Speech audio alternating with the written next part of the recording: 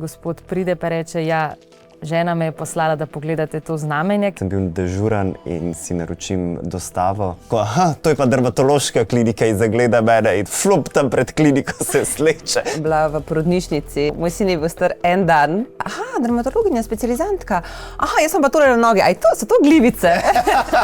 Tle imam pa nekaj na zadnjici, ja ti lahko pokažem. In potem mi ona pokaže tak melanoma, ne. Zakaj je bela barva barva zdrave kože? Taka obarvanost je v bistvu znak poškodbe naše kože. Kaže na to, da je že prišlo do poškodbe DNK-ja. Kdo so grdi rački, ki jih dermatologi iščejo med našimi znameni? Da se pol spomne na tistega laboda in zaveda, da je on sive barve, tisti so rumene barve in seka ven.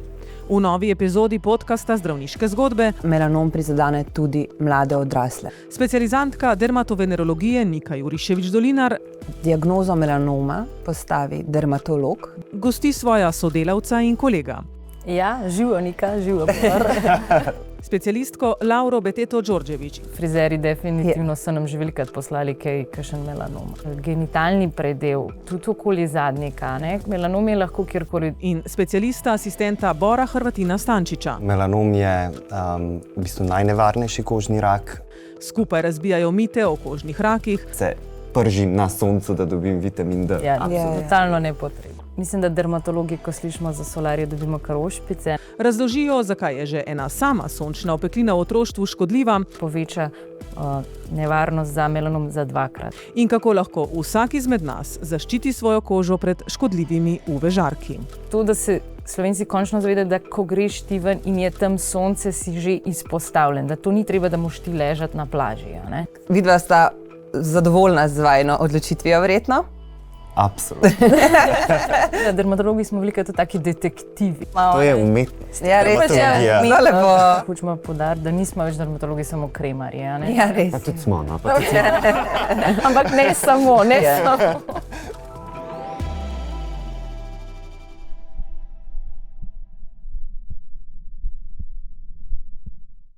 Živjo, lepo pozdravljena. Torej, vidva sta oba zaposlena na dermatološki kliniki kot specialista, drži?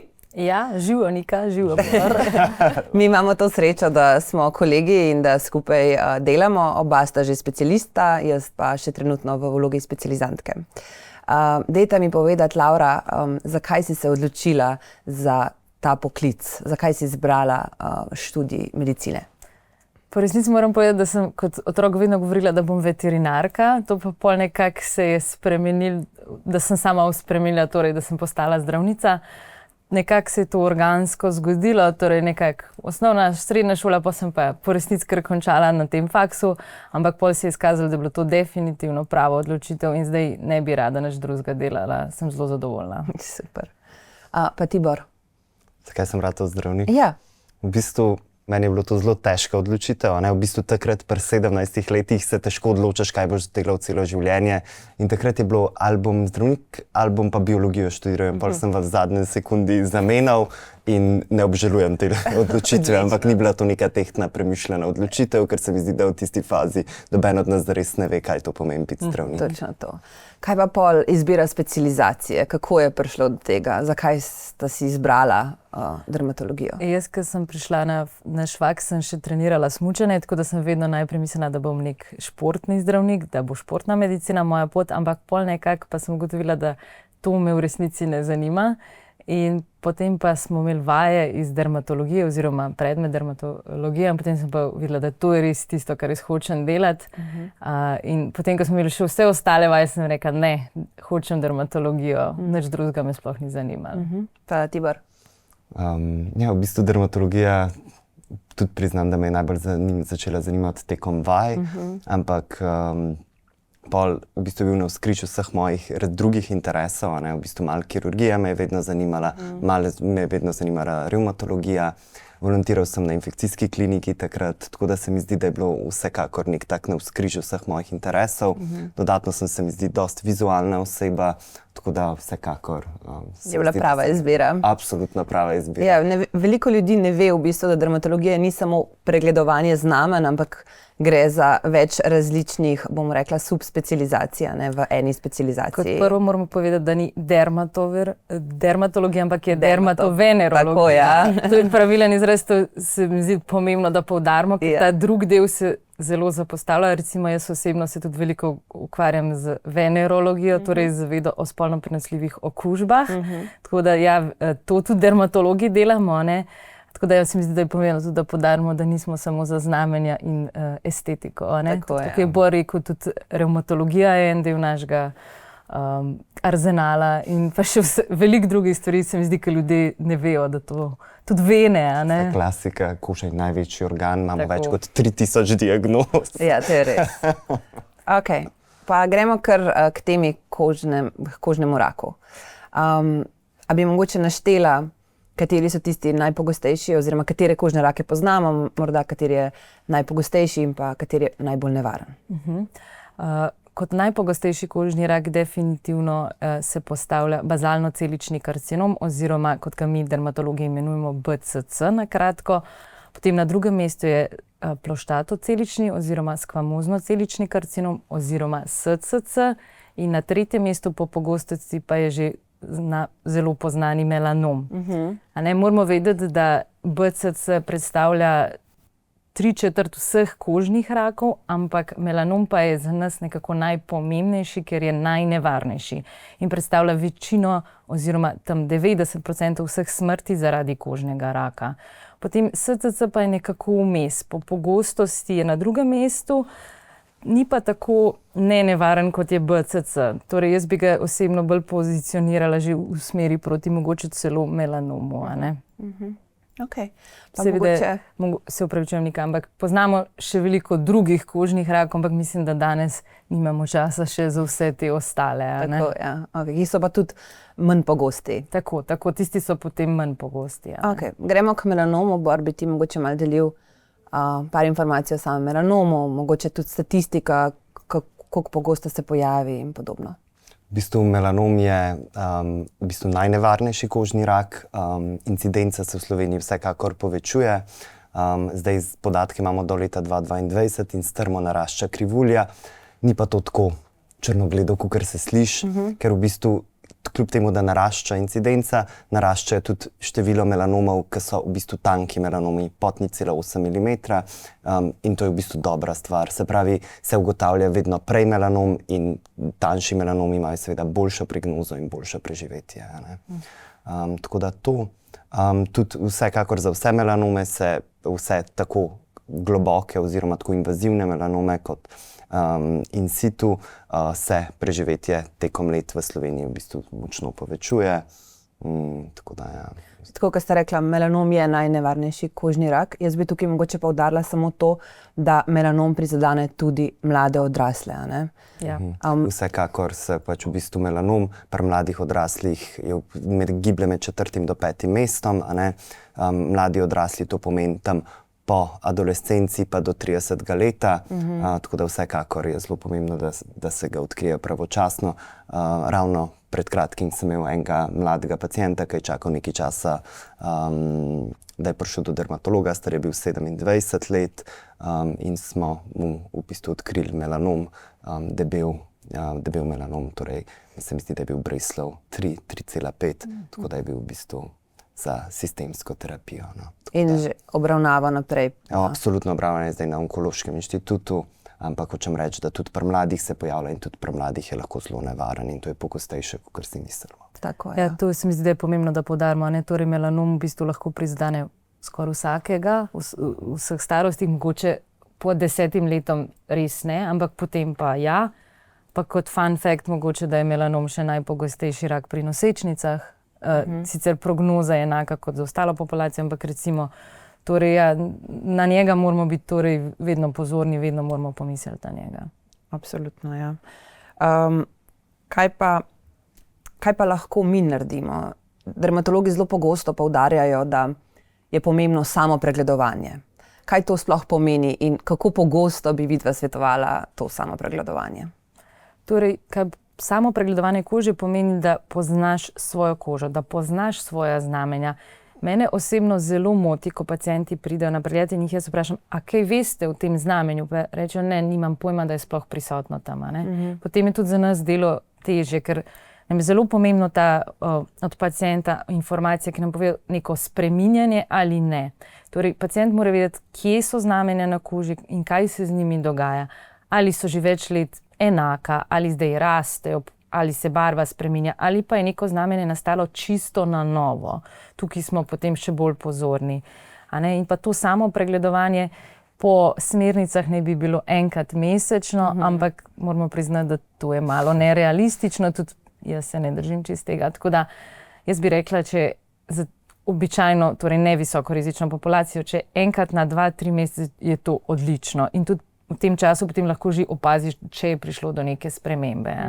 Verjetno se to poudarja ta enkrat na mesec, bolj iz tega vidika, da potem bo človek to naredil vsaj enkrat na 3 mesece, ker če bi rekel na 3 mesece, bi to ljudje delali na 6 mesecev, tako da verjetno je to cilj tega enega meseca. Najbolj pomembno je pa vsekakor, da prepoznaš, kira znamenja so kira imaš od otroštva, kira so se na novo pojavila, kiro pa v bistvu vidiš prvič oziroma se ga ne spomniš. Se mi zdi ta neka anamneza, da vsaj veš, kje so ta znamenja, tako kot si rekla.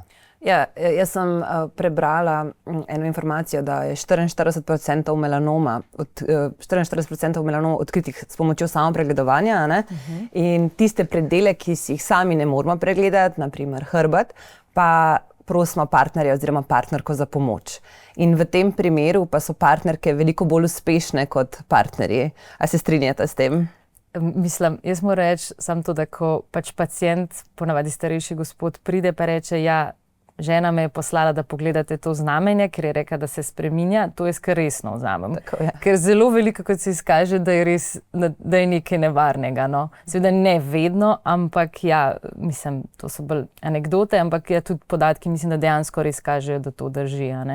Pa mogoče, da še povemo tudi, da ni pregledovanje znamen samo na teh mogoče običajnih vidnih mestih, torej trup, ampak tudi dlani, podplati, lasišče, genitalni predel, tudi okoli zadnjika. Melanom je lahko kjerkoli, dejansko tudi na ustni sluznici, v glavnem za ušesi. Pregledati treba celo kožo, torej tam, kjer pa si pač ne moramo sami pomagati oziroma z ogledalom prosimo pač nekoga drugega.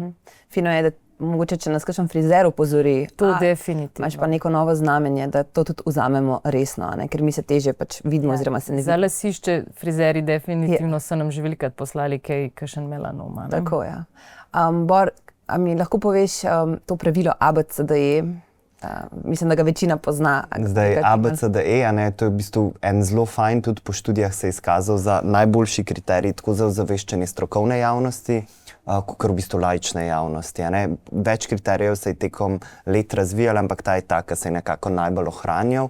Nažalost je v angleščini, tako da bom pač predstavil ABCDE v angleščini, oziroma vsaj kaj pomenijo. Torej, A je asimetrija, torej, ko znamenje prerežemo na pol, ali pa na levo, desno, ali pa zgornjo, spodnjo polovico, mora biti enako, približno enake velikosti obe polovici. Potem B je rob, oziroma border v angleščini, se pravi, če je neenakomeren rob, če se širi znamenje ven kot ena hobotnica, recimo, če je tak zamegljen rob, tako, to je B. Potem C je color, barva, torej če so več kot 2 barvi, recimo črna, vijolična, rdeča, rjava, da se več barv meša znotraj tega znamenja. D je premir, več kot 6 mm. In najpomembnejši kriterij je E, evolucija, torej neko spreminjanje skozi čas. Tako da, če si zapomnite nekaj od ABCDE, je ta evolucija najpomembnejši. De facto melanom je v bistvu rak, ki nastane iz ene celice, pomeni, da se bo čez čas razvijal in zato je ta evolucija najpomembnejša. In morda najmanj pomemben je v bistvu D, premir, ker naš cilj kot dermatologi je odkrivati te tanke, majhne melanome, ne tiste ogromne melanome, ki so v bistvu vidni že z neba. Tako, torej so lahko manjši od 6. Absolutno so lahko manjši in zato je najpomembnejši kriterij E, torej to neko spreminjanje, nek nov nastanek, ker je tle tudi zelo pomembno, da melanom nastane na novo in lahko tudi iz preobstoječega znamenja, ampak bolj pogosto na novo. Okay. Kako bi pa ti pacientu opisal to pravilo grdega račka? V bistvu jaz prvo pacienta vprašam, če pozna zgodbo o grdem račku. Zato, da se pol spomne na tistega laboda oziroma majhnega laboda, ki je med racami in zaveda, da je on sive barve, tisti so rumene barve in seka ven. In tako predstavljam tudi pacientu. Nekaj, ko vi pogledate vaše telo od daleč, nekaj, ki vas bode v oči, nekaj, ki je drugačno od vseh drugih sprememb, nekaj, ki vam ni všeč, no, tako bi predstavil. Se pravi, nekaj, ki vas moti. V bistvu na prvo žogo že. Na prvo žogo, od daleč, Ne tisti, da mora razmišljati, ampak da takoj vidi to. In kar pa jaz tudi načeloma pacientu povem, če vidi nekaj čudnega, nekaj grdega. Rečem, dajte to znamenje slikati. To ne pomeni, da je to zdaj melanom. To pomeni samo to, da je v bistvu to znamenje, da je treba spremljati. Da je drugačno. In jaz v bistvu rečem, da nekaj slika s pametnim telefonom, z dobro svetlobo, zraven da recimo kovan za 1 cent ali pa neko ravnilo in potem ga ponovno pogleda, si da reminder v telefon, da ga ponovno pogleda čez 1 mesec, čez 3 mesece, čez 6 mesecev. In če se dogaja neka dinamika, je absolutno smiselno to v bistvu prvo pokazati splošnemu zdravniku ali pa iti na pregled k dermatologu, ker na ta način bo on v bistvu, kjerkoli zdravnik bo to pogledal, splošnik, ki se bo odločil, bo videl to neko spreminjanje skozi čas in se bo odločil za hitrejšo napotitev v dermatologu. V takem primeru, če je nekaj nevarnega, absolutno tudi pod nujno. Tako kot smo se pogovarjali. Torej, Bor je že malo naštel, ampak Laura bi mogoče še ti strnila, kdaj je čas za obisk dermatologa, ko govorimo o znamenjih? Mislim, da je Bor že tukaj dobro povedal. Jaz osebno bi rada predvsem poudarila, da je takrat čas, ko oseba nekaj opazi, da se na koži novega dogaja. Osebno mislim, da pač nažalost predvsem v našem javnem zdravstvenem sistemu nimamo prostora za preventivne preglede znamenj. Torej se v prvi vrsti predvsem ukvarjamo s tistimi, ki so prišli, da nam pokažejo neko specifično spremembo. Zdaj tukaj je prvi korak, da se oseba zglasi pri osebnem zdravniku in mu pokaže to znamenje, potem pa on oceni, kako nujen je pregled pri dermatologu. Po smernicah je ob sumu na kožnega raka ustrezen pregled pod stopnjo nujnosti zelo hitro, ampak če osebni zdravnik presodi, da je to res melanom, da je velik, da je jasen melanom oziroma pač, da je potrebno čim hitrejše ukrepanje, mi z veseljem take paciente pregledamo tudi pod nujno. Seveda ne vseh, ampak te, ki res gre za visok sum na kožnega raka, zlasti melanom. Treba izjema kot pravilo, da ne bo ne bodo vsi, ampak vse pod nujno. Tisti, ki, ne vem, ker je gre res jasen, velik melanom, tak lahko pride seveda tudi pod nujno in potem ga obravnavamo v prvi vrsti dermatologi, ki smo tisti, ki smo pristojni za to, da postavimo klinično diagnozo kožnega raka oziroma pač melanoma s svojim kliničnim pregledom in potem tudi z dermatoskopijo, ki je v zadnjih v bistvu 20 letih res pripomogla k temu, da smo zmožni prepoznati tudi te začetne melanome, ki imajo torej tanke melanome in s tem smo tudi pripomogli potem k boljšemu preživetju teh naših pacientov.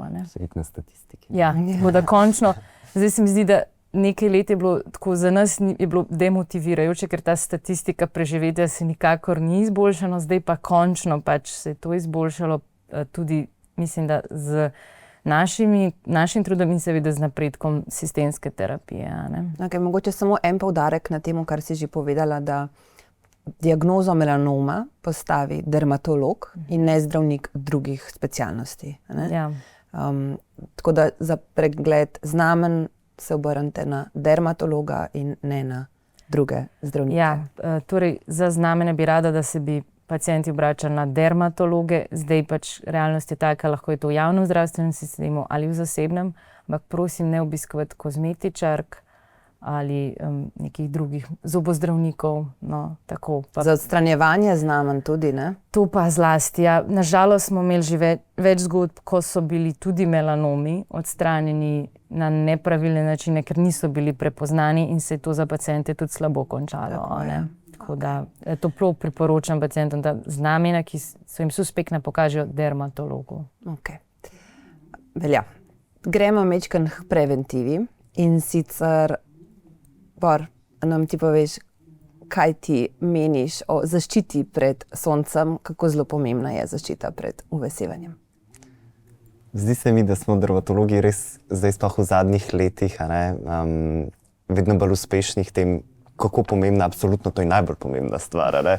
Mi smo tako veseli, tako kot je Laura rekla, da je babica rekla, da je bela, ne? In je bila Laura, kako sem vesela. Na morju. To je tako super stvar. To je zelo pohvala. To je v bistvu pohvala in se pravi, absolutno neka zaščita pred soncem je najbolj pomemben del preventive pred rakom kože. Ne? Zaščita pred soncem pač vključuje vse, ne? Od v bistvu krem z zaščitnim faktorjem do pokrival, do iskanja aktivno sence oziroma skrivanje pred soncem. Tako da to so vse oblačila, ne? Tako da v bistvu to je sklop vseh teh stvari in na ta način smo lahko pa v bistvu ohranjamo lepo belo polt. Ja, tako. Se mi zdi, da je zelo pomembno, da se Slovenci naučimo oziroma naučijo, da je sončenje nevarno. A ne, vsaka barva na koži, vsaka obarvanost je v bistvu znak poškodbe naše kože. Ne? In nekako je nesmiselno, da si nanesemo neki izdelek z zaščitnim faktorjem in pa potem gremo ležati na plažo. Tako kot je Bor rekel, je pomembno, da smo v senci, da smo imamo neko fizično zaščito z oblačili, pokrivalom in potem tretji korak pa je nanos izdelka z zaščitnim faktorjem vsaj 30. Ne? Mislim, da je v Sloveniji tudi še ta problem, ne? Da pacienti še vedno, ko se z njimi velikokrat pogovarjam, rečem, a ste bili veliko na soncu, pa ne rečejo, ne, pa rečejo, saj sem nikoli nisem sončil. Ampak to sončenje je les majhen del. Največjo poškodbo kože zaradi sonca jaz vidim pri teh pacientih, ki so bili leta na soncu zaradi svojega poklica ali pa ne vem, hobijev, torej šport, recimo kmetje, mornari, gradbeni delavci ali pa sedaj športniki, tisti, ki hodijo v gore, na morje. Pa to ni sončenje, ampak to, da se Slovenci končno zavedajo, da ko greš ti ven in je tam sonce, si že izpostavljen, da to ni treba, da moraš ti ležati na plaži. Torej, da tisto ležanje na plaži je samo majhen delček, da se je treba zaščititi vsak dan. Torej, ko gremo v službo, ko gremo pa otroke v vrtec, pri vsakodnevnih opravilih. Na sprehod. In tudi po zimi, ne samo poleti, ne samo na dopustu. Ja, tako. In ne samo, ko je sončno. Tako, tudi to, ker jaz se reče, saj ni sonca, ampak pa predvsem to mogoče je še pomenilo, da poudarimo tudi zaščita kože otrok, dojenčkov. Tukaj pa res imamo zdaj jasne dokaze iz raziskav, da so opekline v otroštvu glavni dejavnik tveganja za razvoj melanoma. In že ena opeklina z mehuri poveča nevarnost za melanom za 2-krat. Torej, to je ena opeklina z mehuri. Torej, vemo, da to je očitno nekaj zelo nevarnega. Ali pa zelo zanimiv podatek je tudi, da so ugotovili v Avstraliji, ki vemo, da je v bistvu tako number one za kožnega raka na svetu. Oni imajo res ogromno podatkov, to jim je res velik cilj, da zmanjšajo incidenco in umrljivost. So ugotovili, da tisti, ki so prišli, ne vem, iz Anglije, kasneje so se priselili v Avstralijo, imajo veliko manj kožnega raka kot tisti, ki so genetsko enaki, torej svetlopolti, svetlovki, pa so se že rodili v Avstraliji. Kar pomeni, da razlika je bila samo ta otroštvo na soncu. Tako da tle podatki so res jasni. Torej, otroke v senco, pokrivalo, oblačila in pa potem izdelek z zaščitnim faktorjem. Absolutno. Zdaj, malo bi še stopil nazaj od tega. V idealnem svetu bi se vsi cel dan, vsak dan, na 2 uri skrivali pred službo, po zimi, ko je zunaj oblačno, ko je tema, ko je predvidno svetlobo, ko smo v notranji športu, ko smo v pisarni. Ampak to mogoče čez nekaj let, zaenkrat najbolj pomembno je, da takrat, ko so res izpostavljeni soncu, da res uporabljajo. In da se ne išče pač v bistvu rjave barve, da vemo, da je rjava barva nezdrava barva in da ten kože kaže na to, da je že prišlo do poškodbe DNK-ja v melanocitih, zato dobimo to rjavo barvo. Se pravi, cilj je, da nismo rjavi, da vemo, da je rjava barva nezdrava. In da tudi s tem, ker pa druga ideja je pa ta vitamin D, ker v bistvu grem na sonce, da dobim vitamin D. Vemo, da vitamin D to je edini pozitiven učinek sončenja, vsi drugi so negativni, ampak vitamin D ne rabimo dobiti s soncem, ga lahko dobimo s prehrano. Po drugi strani pa, če že moramo dobiti od zunaj, ga tvorimo mi, je pa dovolj načeloma po študijah, sicer na ekvatorju, se mi zdi 2-krat na teden, 15% površine, 15 minut. In to ne rabi biti na tistem najvišjem soncu. In je dovolj za endogeno tvorbo vitamina D. Ne rabimo dodatno. Tisto, da se pržim na soncu, da dobim vitamin D. Ja, totalno nepotrebno. Kaj pa menta o solarijih. Zdaj, določeni solariji vedno bolj promovirajo, da je to zdrav način pridobivanja vitamina D. Kaj vidi menta o tem? Mislim, da dermatologi, ko slišimo za solarije, dobimo kar ošpice, tako da definitivno jih ne priporočamo. Kot prvo, ta trend, da ne bi pacienti oziroma ljudje hodili na solarije pred poletno sezono, da bi potem bili bolj zaščiteni pred soncem, je, bomo rekli, larifari, zato ker ta SPF, ki ga ti dobiš od te zrevelosti, mislim, da je ekvivalent 3, torej to ni nič, plus to, da si porjavel, da ne bi še zmanjšal možnost tvoje kože, da tvori vitamin D, tako da torej v nobeno izmed teh smeri ni v redu, plus da so res dokazali, da solariji močno vplivajo na verjetnost za pojav kožnega raka. Torej, eno je kožni rak, drugo pa tudi, ker smo o uporabi solarijev izpostavljeni zlasti UVA žarkom, ki prodirajo globlje v kožo kot UVB žarki, tudi močno vplivajo na staranje kože. Tako da se zdaj, mislim, da veliko že zgodb teh zlasti žensk, ki so pač hodile res pogosto v solarij in so pri svojih 40-50 res zgledajo kot 70-letne, ker njihova koža je posuta s temi rjavimi pegami in seveda tudi s kožnim rakom. Tako da solarije definitivno odsvetujemo. Prej sta omenila, da je res pomembno, da zaščitimo otroke in pa dojenčke. A je še kakšna skupina, kjer bi poudarila pomen zaščite pred uvesevanjem? Se upravičujem. Mislim, lahko tudi skupino. Jaz bi poudaril tiste rizične skupine za nastanek melanoma.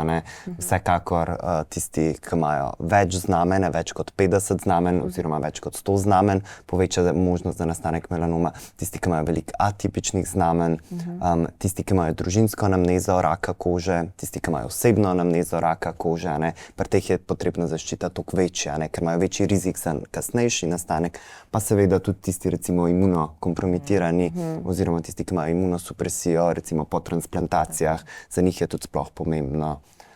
Še ti kakšno skupino v misli? Mogoče pač to ni toliko pomembno za splošno javnost, ampak določeni pač ljudje, ki imajo te genetske motnje, ki so pač zaradi teh svojih genov pač nagnjeni kožnemu raku, ti se seveda pač tudi morajo izogibati, ampak v splošni populaciji pa torej svetlopolti, svetlooki in tisti, ki imajo veliko znamenj. Pa to, da mogoče še poudarja, kaj to pomeni veliko znamenj. Jaz zdaj vidim veliko pacientov, ki reče, jaz imam pa res veliko znamenj, pa jih pa pogledam, pa rečem, pa vi jih nimate, vi jih imate 10. To ni veliko znamenj, to je običajno.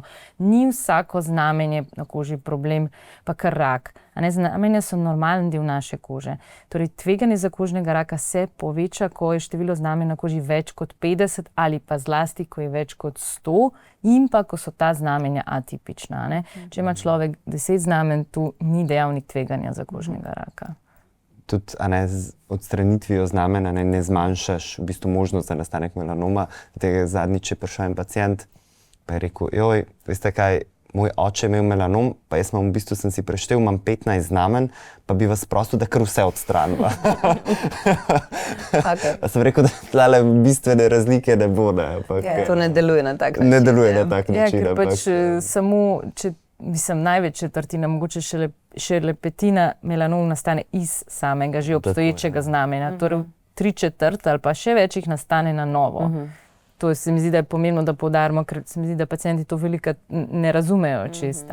Včeraj sem eni to pacientki razlaga, pa rekla, jaz sem mislila, da lahko samo iz že obstoječega znamenja. Pa tu se zdaj pogovarjamo o melanomu. Če se pa pogovarjamo še o drugih kožnih rakih, recimo v BCC, pa seveda nastanejo na novo, ne iz znamenja. Laura, kako bi pa ti recimo pacientu rekla, da prepozna BCC oziroma SCC? Zdaj smo malo povedali, samo o teh se nismo čisto. Tle se manj tudi poudarja. Torej, zlasti mogoče prva zadeva, ranica na koži, ki se ne zaceli po 2 mesecih. To se mi zdi zelo pomembno, ker tle potem pokriješ in BCC in SCC, pa mogoče neka rožnata, svetleča, rožnata papula, mogoče na obrazu, ki spet ne izgine po 2 mesecih ali pa še raste. Tako da mogoče se izognemo temu, da ne zamenjujejo mazolčkov ali pa čisto. Velikokrat pacienti to mažejo, pa potem povejo, da so mazali zaradi pol leta pa... Tako. Radi imajo Bepanthen plus. Tako. Ali pa kakšne domače Ni zmija. maže. Ali pa Ognjič. Ja, ognjičevo, ja, tako je. ja. Okay, se čisto na hitro bi mi sam prosim povedala glede samega zdravljenja, kako torej pri nas oziroma dermatolog postavi diagnozo in potem kakšni so koraki za naprej. Torej, ja, kot smo že rekli, pač dermatolog postavi diagnozo oziroma klinični sum na kožnega raka, katerega koli. Zdaj imamo mogoče dajmo poudarek na melanomu. Potem tazga pacienta pošljemo na ekscizijo oziroma izrez tega znamenja z nekim majhnim varnostnim robom. Torej, to se izreže in potem patolog dokončno potrdi diagnozo, ko pregleda vzorček pod mikroskopom. S tem tudi določimo, torej prva stvar, je melanom ali ni, in potem kako globok je zdaj ta melanom, torej kakšen Breslov je. To je en najpomembnejših prognostičnih tudi dejavnikov za melanoma, so še nekateri drugi, ampak to bi zdaj spustila. In potem na podlagi te globine oziroma Breslova določimo, kakšni bodo naslednji koraki.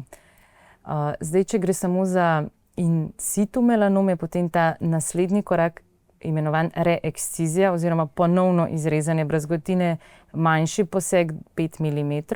Če pa gre za debel melanom nad 2 mm, potem pa je potrebna reekscizija 2 cm. Pomembno je tudi, da poudarimo, da pacienti, ki imajo te globje invazivne melanome, sodijo na onkološki inštitut, torej čim prej, da jih potem napotimo mi ali pač kirurgi naprej, kjer so obravnavani strani onkologa in potem velikokrat tudi strani melanomskega konzilija. Načeloma je vsak obravnavan, a ne vsak, ki ima debelejši melanom, je obravnavan na konziliju, kjer sodelujejo. Ja, kjer sodelujejo torej dermatologi, potem onkologi, radiologi, kirurgi, pač vsi, ki so tukaj udeleženi pri obravnavi melanoma in se odločimo, kaj je najboljše za tega pacienta. Torej, ali bo to samo reekscizija, ali bo potem bomo šli tudi v druge posege, kot so biopsija varovalne bezgavke, torej da se pogleda, ali se je melanom že razširil lokalno, ali se potem odločimo tudi morda še za kakšne slikovne preiskave in pa seveda ob ugotovitvi, da gre za razširjen metastalski melanom, potem tudi za sistemsko terapijo. To je ta terapija, ki v zadnjih letih res pripomogla, da je preživetje naših bolnikov se močno izboljšalo. Teh razširjenih, invazivnih, debelih melanomov. In tukaj imamo v prvi vrsti je tarčna terapija, ki deluje na določene te mutacije, ki so značilne za melanom, potem na drugi vrsti je pa imunoterapija, ki izkorišča v bistvu naš lasten imunski sistem, da se bori proti melanomu. Potem sicer zdaj najverjetneje prihajajo še neke nove terapije, ampak zaenkrat v prvi vrsti poznamo to dvoje. Super. Kar bi jaz mogoče tukaj zdaj pri tem konziliju tudi sodelujeva midva, ne. To je konzilij vsak torek in je v bistvu vsi te pacienti grejo čez in se individualno odločajo od vsakega pacienta do vsakega pacienta. Kar je pa tudi zelo pomembno tle, je pa, da recimo, ko mi znamenje izrežemo in pride melanom, kar velikokrat tudi slišiš od pacientov je, jaz so mi mogli pol dvakrat rezati. Tako, to pomembno, da poudarimo. To, a ne, je v bistvu, to je normalno, to je del terapije, ne. Nikoli na začetku ne režemo z 2-centimetrskim varnostnim robom ali pa 1-centimetrskim varnostnim robom, ker to prvo nima smisla, brazgotina je samo večja, drugo kot drugo pa, a ne, v bistvu, če ti preveč premakneš kože in se v bistvu odločiš za biopsijo varovalne bezgavke, je fajn, da je ta brazgotina čim manjša, da se tudi limfne poti ne spremenijo, ne, da zadanemo varovalno bezgavko. Tako da zaradi tega ne režemo takoj v prvo z večjim. Je, to res veliko, kot rečem, niso mi dovolj odrezali. Vedno isto. Ampak jaz sem pač povem, da to ni, da je to zato, da potem še enkrat se odločimo, da zmanjšamo verjetnost za ponovitev melanoma.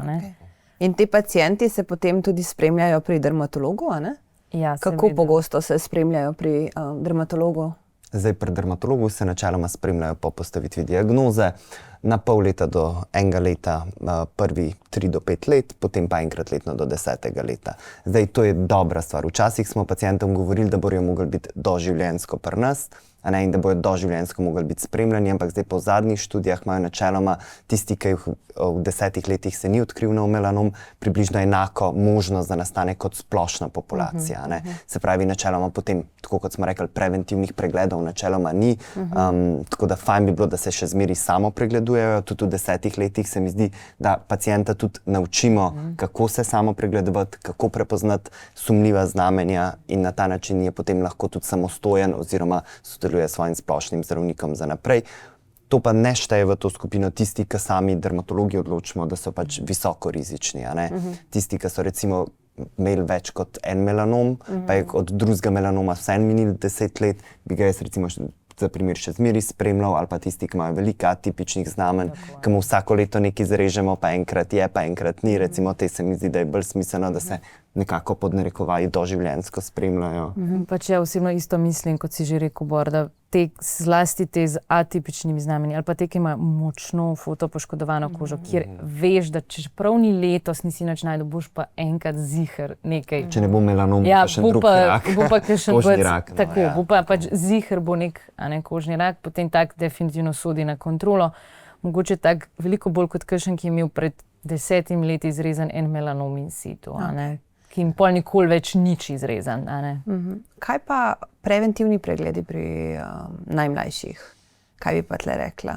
To so najmlajši otroci. Ali otroci potrebujejo preventivne preglede znamenj? Ali pa kdaj morajo biti starši še To je posebej? zelo zanimiva diskusija, ker to je v bistvu še zmeraj zelo zanimivo, ker se kregajo v literaturi, sploh obstaja melanom pod 10 letom. tako, Ne? To pa zaradi tega, ker v bistvu so opisani primeri, ampak ti primeri so starejši primeri. In takrat, zdaj se ne ve, a so pravilno takrat pobarvali, a je bilo to, a je dejansko bil to melanom, ali je bil to recimo neki spit.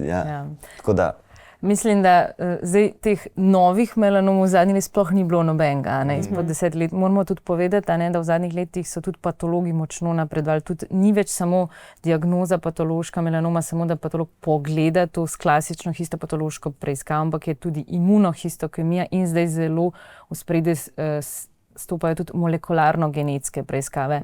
In tega pač včasih ni bilo. Tako da včasih se tudi zgodi, da potem zaprosimo, da se pogleda kakšen vzorček izpred več let za nazaj in je zdaj diagnoza drugačna. Potem pa poznamo tudi nekatere diagnoze, ki so na žalost mogoče za pacienta zelo težke, ker ne sodijo niti med benigne, niti med maligne, ampak so nekje vmes. Te imenujemo intermediarne melanocitne lezije, torej ki se mogoče obnašajo kot melanom, ampak niso melanom. Otroci imajo velikokrat ravno te spremembe. Torej, tle je mogoče naše mesto, sicer velikokrat tudi te lezije izrežemo in potem otroke sledimo, ampak da tle zlasti starše pomirimo. Tako da jaz osebno me velikokrat moti, ko pridejo starši z otroci, ki imajo res običajna, lepa 10 znamenj in pravijo, ta je nastalo na novo. Ja, moramo povedati, znamenja nastajajo v mladih letih, zlasti v času pubertete. To je normalen fiziološki proces in tudi rastejo, se spreminjajo. To je nekaj, kar lahko pričakujemo. Če bi pač vsakega otroka peljali k dermatologu, to pač ni vzdržno, plus nima smisla. Najverjetneje sploh ne vem, če bi kaj najdel dosti pri večini. Ne, jaz mislim, da v bistvu tako v medicini nikoli ni nikoli, pa nikoli ni vedno. Se pravi, v teoriji je možnost, da bi bil melanom pri otroku, pri vseh starostih je lahko melanom. Zdaj, a je treba paniko zganjati? Absolutno ne. Tako da mislimo, da je vseeno pametno samo pregledovanje, vedeti moramo, da znamenja nastajajo nova in tekom življenja je normalno, da nastajajo nova in da bojo tudi ta znamenja samim otrokom rasla. Tako in to jim jaz vedno razložim in pokažem, povem jim, da je to 1 do 2 mm na leto, da mora biti pač simetrično in potem to oni lahko potem tudi sami spremljajo. A ima mogoče kdo od vaju še kak nasvet za te poslušalce in pa gledalce, ki nas spremljajo, morda o zaščiti pred UV-sevanjem, morda o samem kožnem raku oziroma o samem pregledovanju? Kakšno tako kratko sporočilo, da bi si lahko zapomnili? Mogoče to pač samo, da naj bodo res pozorni na svojo kožo.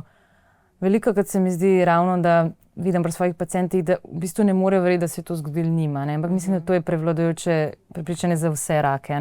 Torej, da vejo, da to je, ampak vedno so, saj to se pa meni ne more zgoditi. In zlasti pri teh napredovalih kožnih rakih velikokrat vidim pri pacientih, da res to zanikajo, in da pač jim res polagam, da pokažejo te spremembe, da ne pustijo, da to res raste dolga leta. Ne?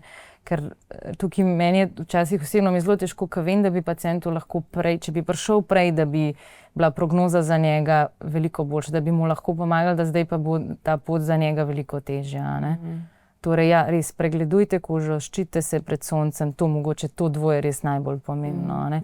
Pa da mogoče pazite tudi na svoje stare starše, ki so tista populacija, ki res pričakujemo, da se lahko jim nekaj zgodi. Ne? Tukaj imam tudi osebno izkušnjo, ker je moja babica na nekem družinskem kosilu rekla, joj, tle imam pa nekaj na zadnjici, ja ti lahko pokažem, pa sem jaz bila, ja, okej, dej, pokaži mi to seboroično keratozo, a ne, ker to je vedno, ko si dermatolog, kamorkoli prideš, se nekdo najde, ker majico dviguje, pa ti hoče neko znamenje. To je res, ja. In jaz sem že tako od tega navajena in sem rekla, okej, dej greva pogledat.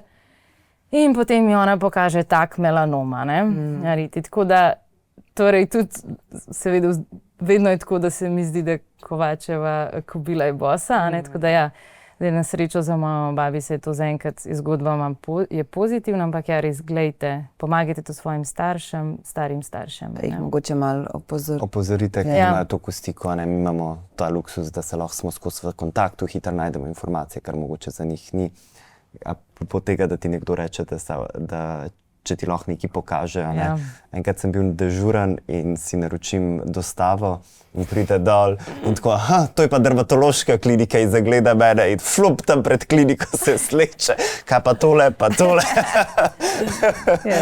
Ja, jaz isto, pač kot si konziliarni dermatolog, hodi po kliničnem centru na različne oddelke in tam vedno, ko sestre sliša, dermatolog je prišel že vse, tudi dvojo. Ampak vse je dober. In dejansko sem imela na eni kliniki, mi je sestra pokazala tudi melanoma. Tako da ja, Bože, da pokaže. Tako da jaz zdaj vedno sem, bom nikoli ne rečem. Pogleda, vedno. Jaz sem v bistvu, ko sem bila v porodnišnici, se pravi, moj sin je bil star en dan. In mi je sestra rekla, dermatologinja, specializantka. Jaz sem pa tole na noge, so to glivice? Tam čisto ne živim. Jaz pa, ampak sem pogledala, je bilo v redu. Evo še zadnje vprašanje za zaključek tegale podcasta, tegale pogovora. Kaj pa so najlepše plati našega poklica? Kot veste, oziroma kot večina ve, dermatologija je ena izmed tistih specializacij, ki je najbolj zaželjena. Vidva sta zadovoljna z vajino odločitvijo, verjetno? Absolutno. Ja, ne, kar povej, Bor, mogoče ti kakšno. Kaj je tisto, kar te najbolj žene naprej, ali pa kaj je najlepša stvar tvojega poklica? V bistvu jaz delam predvsem dermatoonkološko ambulanto, pa kirurško ambulanto in me žene v bistvu to, da imaš v bistvu pacientom hitro pomagaš, postaviš diagnozo, da v bistvu pomagaš jih ozdraviti, pomiriš jih, a ne pri bazalno-celičnih karcinomih. V bistvu je zelo, zelo taka rewarding ambulanta. Tudi druge dermatološke ambulante so vsekakor fajn je pri dermatologiji. To vidiš pacienta, postaviš diagnozo, pa v bistvu je še veliko sive cone v dermatologiji. Kaj bo zdaj tukaj naredil? Malo razmišljaš, kompleksni pacienti z več kot eno dermatološko diagnozo in v bistvu najdete pravo pot, to je res neko tako zadovoljstvo. Se strinjam popolnoma s tabo. Prvič, mi imamo to redko možnost, mislim, da nima veliko vej medicine, to, da v eni sekundi mi lahko postavimo diagnozo. Ne samo pogledaš pacienta in rečeš, to je luskavica. Potem oni, kako vi to veste? Pač vemo, ne rabiš, pač seveda včasih rabimo dodatne preiskave, ampak to, da lahko v sekundi veš, kaj je. In pa tudi za kožnega raka, da res lahko hitro pacientu pomagamo. Plus potem ta druga stvar, da ni, mogoče to za paciente ni tako fajn, ampak za nas pa je, da so v dermatologiji veliko odvisno tudi od lokalne terapije, od samega dermatologa, torej neki ti recepti za lokalno terapijo. Včasih se mogoče počutimo kot kakšni kuharji, to mešamo pa to. To imaš prostih rok, kaj boš pa malo več tega, res je individualno. Pol zraven sistemsko to, ampak malo to pa padajoča schema. Pa to tako malo. To je umetnost. Res je, zelo lepo. Mogoče, meni je tudi, se mi zdi, da dermatologi smo veliko taki detektivi, torej, ker na koži se res lahko pokaže vse, tudi pač bolezni notranjih organov in potem velikokrat je tako zabavno, ono, joj, jaz sumam, da bi bilo to lahko to in potem pacienta pošlješ neki preiskav in pa dobiš, da je res to in jaz sem Ful me osebno zadošča. res zadoščenje tako, ja, res je bilo to, a ne, pogruntal sem ali pa neko redko zadevo, a ne, tako da to je meni osebno mi ful zadoščenje prinaša, ali pa ko pacienti ti pač so ful hvaležni potem. Zelo hvaležni Ja. so, ampak ti imaš v bistvu pri dermatologiji tudi to, ne? Ti imaš to tipično klinično sliko, ki je diagnoza 1 sekundo. Veliko je pa tudi atipičnih Ja. kliničnih slik, a ne? In zato je pač v bistvu tako zanimiv tudi, ko prebiraš literaturo, bereš različne primere luskavice, a ne? Imaš tudi zelo bizarne oblike luskavice in to velja za vsako našo diagnozo, tako da moraš vsekakor, tako kot si rekla, biti detektiv, pomisliti, si pomagati z določenimi, aj tle to prizadeto, aj družinske namneza taka. Ja, da široko veš, moraš da- razmišljati. Široko Ja. moraš razmišljati, moraš vedeti veliko, da lahko v bistvu pravilno postaviš diagnozo in tudi pol pravilno zdraviš. In tudi, kar je velik plus dermatologije, je, da v bistvu gre dermatologija, sploh v zadnjih 10-20 letih, kar se tiče sistemskega zdravljenja, svetlobno hitrostjo naprej. a ne. Vsako leto imamo več možnosti za zdravljenje, boljšo terapijo in v bistvu, recimo primer so luskavica, atopiski, a ne, hidradenitis zdaj, a ne. V bistvu gre vse naprej, tudi melanom na koncu, ker pred 20 leti nisi imel teh možnosti, a ne, si bil omejen na lokalno terapijo. Tako da ja, hočemo poudariti, da nismo več dermatologi samo kremarji, a ne? Ja, res. Pa tudi smo, no. Pa tudi Ampak ne samo, ne Ja. samo. Okay, torej pred nami je ena taka svetla prihodnost. Jaz bi se vam rada zahvalila za tale podcast in pa za povabilo. Ja, še hvala zbornici in hvala Niki, hvala ki si tebi, tako dobro Nika. vodila. z veseljem. Čist bi bila bosa brez tebe. Tukaj in v službi.